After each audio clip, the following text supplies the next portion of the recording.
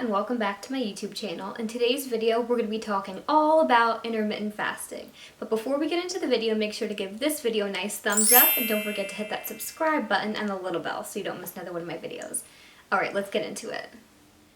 Intermittent fasting has become one of the world's most popular trends in the health and fitness world. Now, people aren't just using this to lose weight, but they're also using it to improve their health and to simplify their overall lifestyle. So what is intermittent fasting? All intermittent fasting is an eating pattern. So with intermittent fasting, you're going to be cycling through periods of eating and fasting. So of course, eating is eating and fasting is where, depending on how strict you are with intermittent fasting, it's where you're either going to be eating nothing at all or eating very little during those time periods. Typically with a diet or way of eating, it's always about what you can eat or cannot eat.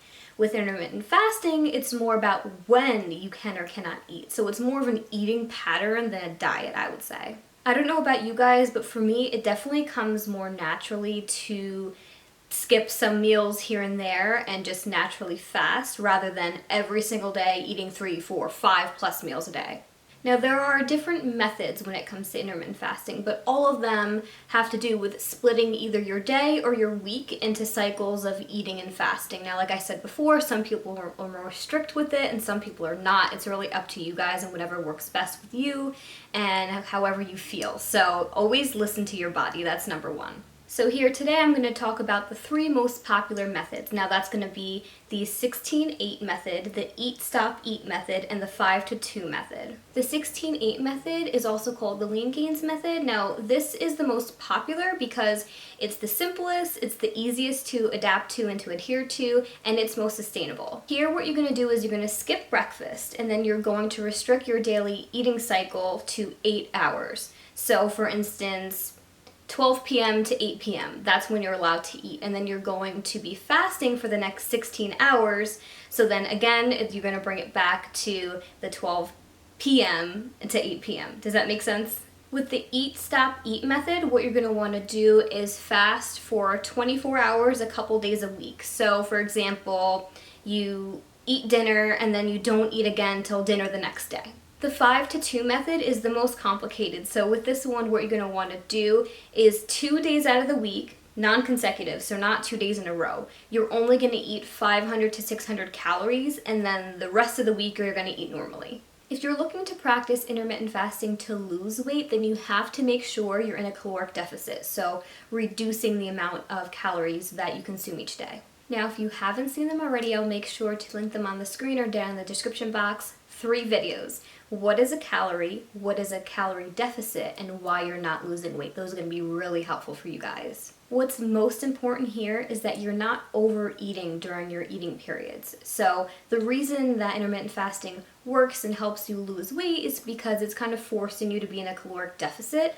But if you're just binge eating during your eating periods, and that just kind of defeats the purpose and you might not lose any weight. So what effects does intermittent fasting have on your cells and your hormones? When you're fasting, there are a ton of things that are going on in your body on a cellular and a molecular level that you might not realize. For example, levels of HGH, or the human growth hormone, are going to increase about 5 times. So what this does is that it contributes to fat loss and muscle gain. Insulin sensitivity is also going to improve, and levels of insulin are going to decrease. So this is going to help make those fat stores more available for you guys. Your cells are also going to initiate cellular repair processes, for example, autophagy. Now, all this is a process where it kind of, your body takes your crummy, old, crusty proteins and then just kind of gets rid of them.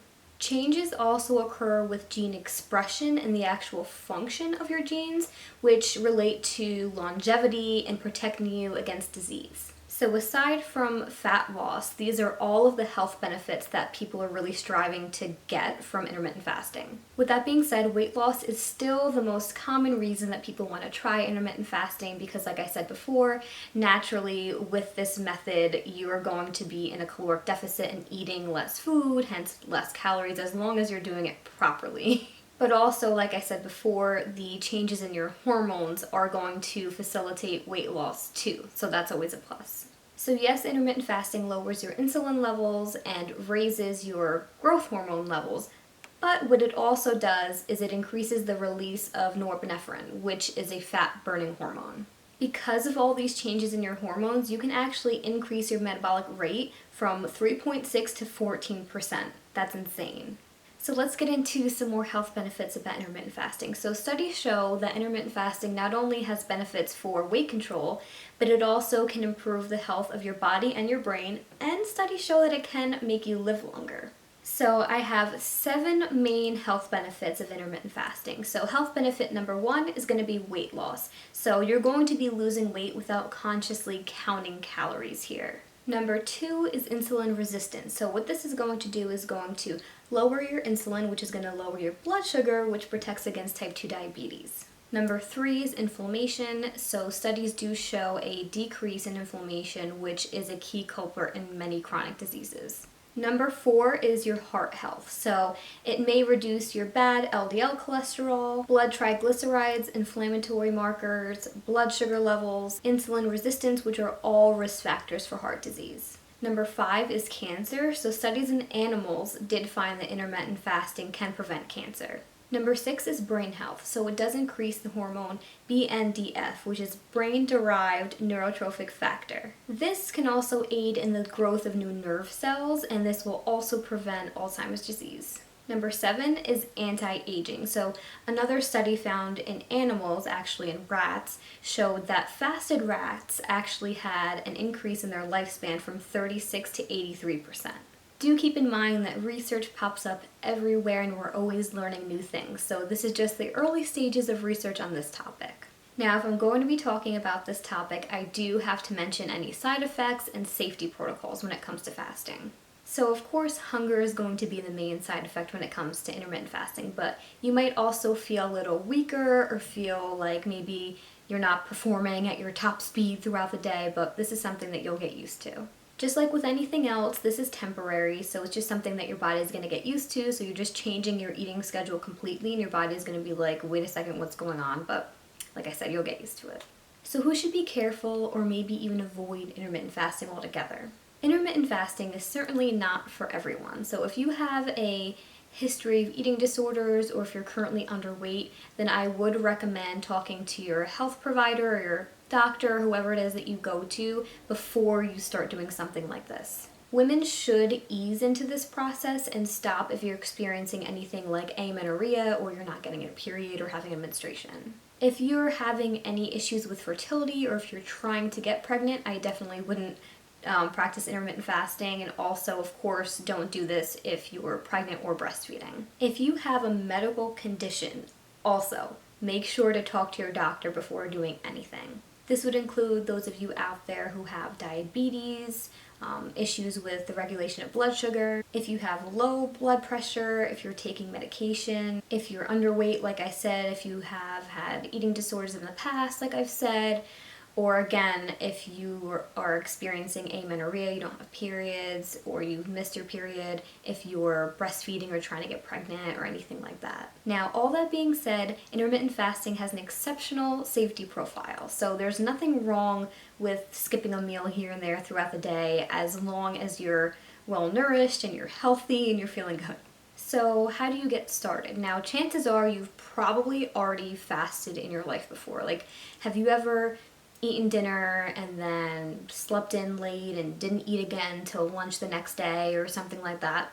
If you've ever done that, you've probably already fasted for 16 and plus hours. Some people just instinctively and naturally eat this way because when they get up in the morning, they're not hungry.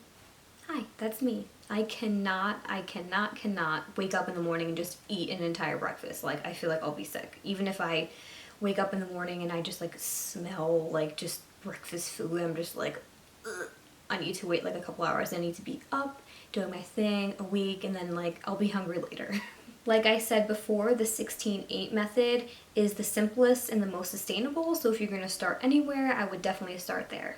So that's going to be the one, like I said, where you'll skip breakfast and then you'll give yourself a window of time of 8 hours to eat everything you want throughout the day, and then you're going to fast for 16 hours. So after that, then when you're sleeping, and then you skip breakfast again and you just keep going through the cycle. If you find this method to be easy and you're feeling good, then maybe you want to try one of the more advanced methods, like the other two methods I talked about before, so the eat, stop, eat, or the 5 to 2 method. Or you can just kind of do what I do and just listen to your body. Sometimes I just, like I said, I wake up in the morning, I'm not hungry, and I just am like, okay, well, this is convenient. I'm just gonna naturally fast because I'm not really hungry anyway. But whether you're practicing intermittent fasting or not, you never want to go hungry, like you're literally starving and like your stomach hurts and it's just like crazy, and you never want to force yourself to eat anything either. Like, you're sitting there, it's in the middle of the day, it's like, oh, well, I should have lunch, but like I'm not hungry, so you're forcing yourself to eat it. Like, you should never do that. Now, am I gonna get all of the benefits that I talked about before by kind of making my own schedule? No, but I will get some of them. Like I always say, there's no one size fits all when it comes to health and nutrition, so just listen to your body, experiment a little, find out what works best for you. So some of you guys might not be sure, like, should I try this? Is this something that I should do? I don't know. So let me just tell you, intermittent fasting is not something that anybody has to do. Yes, there's health benefits, but there's so many other things that have health benefits too. The most important thing is that you're eating whole foods, you're exercising throughout the day or the week, and you're getting enough sleep. That's number one. If you're not getting these 3 factors just down packed throughout your life, through your day, your week, then I wouldn't recommend starting anything new. That's where you should definitely start. Whole foods, exercising, getting enough sleep. The best thing for you guys is just a diet and a lifestyle that's healthy, that you guys can stick to long term, that just makes you feel good.